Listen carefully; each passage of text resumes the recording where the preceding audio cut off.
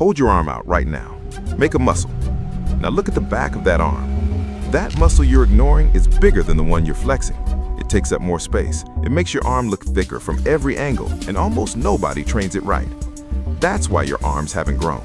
Not because you need more curl variations, not because you haven't found the perfect bicep peak exercise, but because you've been training 33% of your arm and wondering why 100% of your arm won't grow. In this video, I'm going to break down the real anatomy of arm growth, why the tricep is the muscle that actually builds big arms, why most men are training both muscles completely wrong, and the exact movement patterns that fix all of it.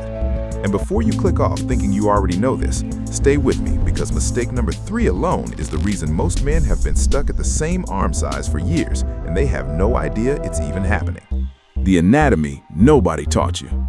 Here's the truth about your arm. The bicep is one muscle, 2 heads, sits on the front. Everyone knows it. Everyone trains it. The tricep is 3 muscles, 3 heads, sits on the back, takes up roughly 2/3 of your total arm mass. 2/3. If you've been spending 70% of your arm training on the smaller muscle, you've been working against your own progress. The math is simple. You cannot build a big arm by ignoring the biggest part of it. And it gets worse, because even the men who do train triceps almost universally make 3 critical mistakes that shut down growth completely. Here's what they are. Mistake 1, ignoring the long head, the head that actually builds arm size. Your tricep has 3 heads, the lateral, the medial, and the long head. The long head is the biggest of the 3. It's the muscle that runs down the inside of your arm, and when it's developed, it makes your arm look thick from every single angle, from the front, from the side, from behind. The long head is the mass builder. Here's the problem. The long head only fully stretches when your arm is raised overhead. Think about every tricep exercise most men do. Pushdowns, cable pushdowns, skull crushers with a slight incline, close grip bench, tricep dips. All of those exercises train the tricep with the arm at your side or slightly behind you. That never puts the long head in a full stretch. And a muscle that never fully stretches never fully grows. The fix is simple and it's almost never done. Overhead tricep work. Cable overhead extension, dumbbell overhead tricep extension, easy bar overhead extension. When your arm is raised overhead, the long head is in a full stretch at the bottom of every rep. That stretch is where the growth signal is strongest. That's the stimulus most men never create, and it's the reason their arms stay flat even after years of pushing down a cable. That's mistake 1. Mistake 2 is about the bicep, and it's the reason most men have a great pump in the gym and still have flat arms in the mirror. Mistake 2, curling with your wrists instead of your elbows. Why the pump is lying to you. Watch someone do a dumbbell curl. The weight goes up, the weight goes down. Their forearm does most of the movement. Their elbow drifts forward at the top.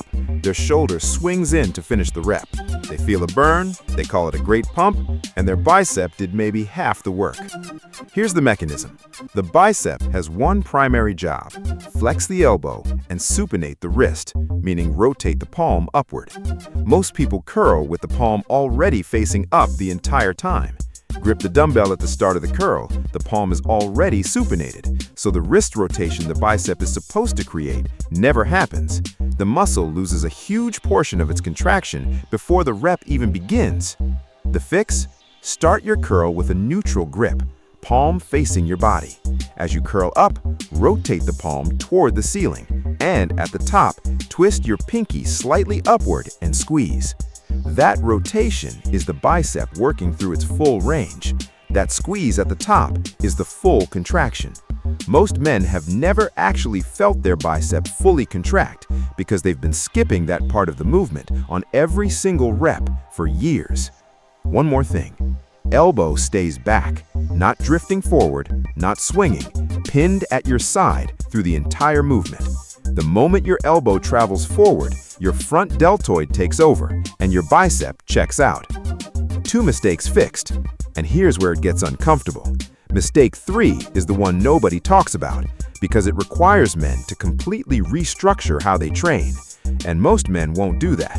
But the ones who do are the ones whose arms actually change. Mistake 3, wrong training volume split. The volume trap that keeps arms small. Most gym programs look like this: chest day, back day, shoulder day, leg day, arm day. And on arm day, the split is usually 3 bicep exercises, 2 or 3 tricep exercises, maybe a forearm movement at the end. That is completely backwards. Remember the anatomy. Tricep is 2/3 of arm mass. Bicep is 1/3. If the muscle that makes up 2/3 of the arm gets less training than the smaller muscle, the arm doesn't grow proportionally. And because the bicep hits its ceiling faster from overtraining, the whole arm stalls. Here's the shift. On arm day, flip the ratio. More tricep volume than bicep volume. And structure the tricep work intentionally. 1 overhead movement for the long head stretch, 1 push-down variation for the lateral head pump, 1 close grip or dip variation for total tricep density. And here's the part most people never hear. Your tricep also gets heavily trained on chest day. Every pressing movement recruits the tricep hard. Your bicep gets heavily trained on back day. Every row and pull down loads the bicep as a secondary mover. So if you train chest before arm day, your tricep is already partially fatigued going in. And if you train back before arm day, your bicep is already fatigued too. Most men don't account for this. They just pile more curls onto an already worked muscle and wonder why the pump stops translating to growth. The fix? Structure your week so arms come before chest and back, or give yourself at least 48 hours between compound pressing and your dedicated arm work. Fresh muscles respond to volume. Already fatigued muscles just survive it. 3 mistakes, 3 fixes. But here's what ties it all together. The actual training principle that decides whether any of these changes actually produce growth, or whether you just feel more sore for a few weeks and then plateau again. The growth principle. Stretch-mediated hypertrophy. Why the bottom of the rep is where arms are built. Recent research in muscle physiology has shifted the understanding of how muscle actually grows, and it changes how you should be thinking about every arm exercise. For decades, the assumption was simple: create tension, create growth. And that's true, but it's incomplete. The more specific finding is this: muscles grow most when they're under tension in a lengthened position, meaning the stretch at the bottom of the rep is more growth-producing than the squeeze at the top. This is why incline curls build more bicep than standing curls. On an incline bench, your arm drops behind your body at the bottom. The bicep is in a deeper stretch under load. The growth signal is stronger. This is why overhead extensions build more tricep than pushdowns. At the bottom of an overhead extension, your arm is raised, your elbow is bent. The long head is in its deepest possible stretch under load. That's the signal. So here's the practical rule for every arm exercise you do. Control the bottom. Don't bounce out of the stretch. Don't rush through the lowest point of the movement. Pause for 1 second at full stretch. Let the muscle load in its longest position, then drive up. Most men do the opposite. They grind through the top, they squeeze, they hold, and they bounce out of the bottom as fast as possible, because that's the hard part, and they're avoiding the hard part. But the hard part is the work. 2 seconds down, 1 second pause at the bottom, 1 second up. That's a rep. Do that and you'll feel more in 5 reps than you felt in 50. The arm blueprint. Exact training setup. Stop guessing, start building. Here's the complete arm training setup built around everything in this video. Tricep block. 3 movements. Movement 1, cable overhead tricep extension. This is your long head builder. Attach a rope to a low cable. Stand facing away, lean slightly forward, arms raised overhead, elbows pointing at the ceiling. Extend fully at the top. Lower with control into the deepest stretch. Pause 1 second at the bottom. 3 to 4 sets of 10 to 15 reps, close to failure each set. Final set, all the way. Movement 2, cable push down with rope. This is your lateral head pump. Rope attachment, high cable. Elbows pinned at your sides. Push down and flare the ends of the rope out at the bottom. That flare creates a stronger lateral head contraction. Pause at the bottom, squeeze hard. 3 to 4 sets of 12 to 15 reps. Movement 3, close grip bench or weighted dip. This is your total tricep density builder. Hands shoulder width of the bar, elbows tracking back, not flaring. 3 to 4 sets of 8 to 10 reps, heavy load, close to failure. Bicep block, 2 movements. Movement 1, incline dumbbell curl. This is your long head stretch builder. Set bench to 45 to 60 degree incline. Sit back, arms hanging freely. Start neutral grip. Rotate to supinated as you curl. Pause at the bottom every single rep. Let the stretch happen, don't rush it. 3 to 4 sets of 10 to 12 reps. Movement 2, hammer curl. This is your brachialis builder. The brachialis sits underneath the bicep. When it grows, it physically pushes the bicep up, making it look higher and more peaked. Most men skip this, which is why their bicep peak goes nowhere. Neutral grip throughout, no rotation, controlled tempo. 3 sets of 12 to 15 reps. The session rule. Most sets go close to failure, 1 or 2 reps left in the tank. The final set of every movement goes all the way. Rest 60 to 90 seconds between sets. Add weight or add reps every single week. If nothing gets harder, nothing gets bigger.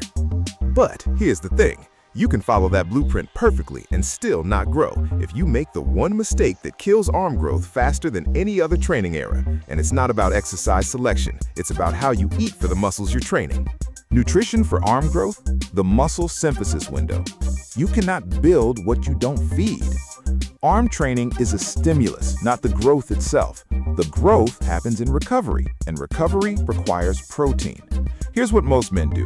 They train arms hard, they leave the gym feeling the pump, and then they eat 80 grams of protein across the entire day and wonder why their arms look the same 6 months later. Muscle protein synthesis, the biological process that builds new muscle tissue, requires a sufficient amino acid supply, specifically around 40 grams of high-quality protein per meal to maximally trigger the process.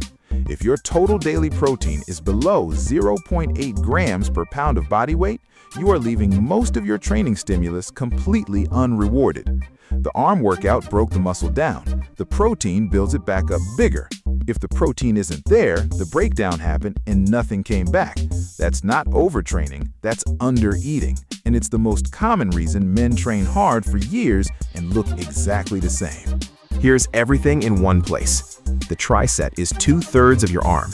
It needs more volume than your bicep, not less. The long head of the tricep only grows when you train it overhead. Every program without an overhead extension is a program that's leaving the most important muscle behind.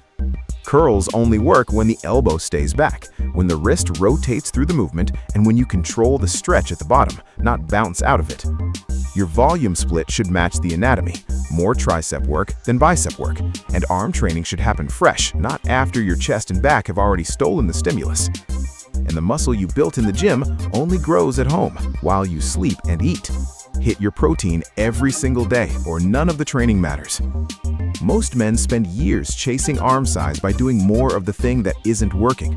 More curls, more sets, more weight, same broken mechanics, same broken split, same flat arms.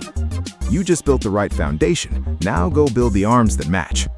Drop a comment and tell me which mistake you are making, 1, 2, or 3. I already know which one most of you will say.